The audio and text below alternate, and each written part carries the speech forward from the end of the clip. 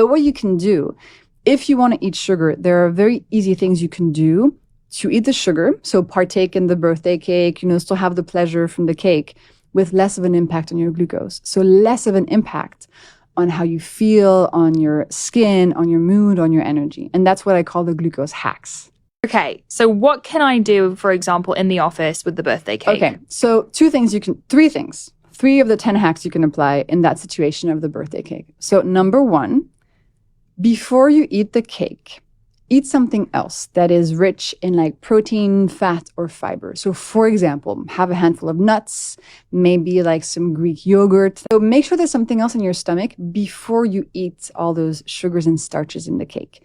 Because when there's something in our stomach, when we then eat the cake, the glucose molecules in the cake, instead of going straight from like mouth to stomach to bloodstream, they're going to be slowed down by everything else that's in your stomach. So again, the velocity or the speed at which the glucose molecules will arrive in your blood is now slower. So you don't have such a big spike. You have sort of a softer curve. And that's the whole concept. We want to flatten those curves. So number 1, have something else before. You can even have like an egg, half an avocado. Make sure you're not eating that cake on an empty stomach. Okay. Second, have a little vinegar drink.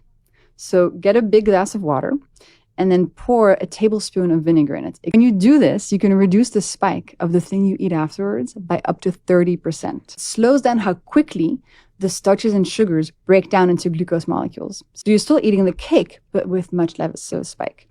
And then finally, after you have the cake, use your muscles for 10 minutes. So again, calling on these amazing allies that we have that are our muscles, because muscles, when they contract, they need glucose for energy. And so if you just ate something high in glucose and then you use your muscles and you move your body, the spike will be lower.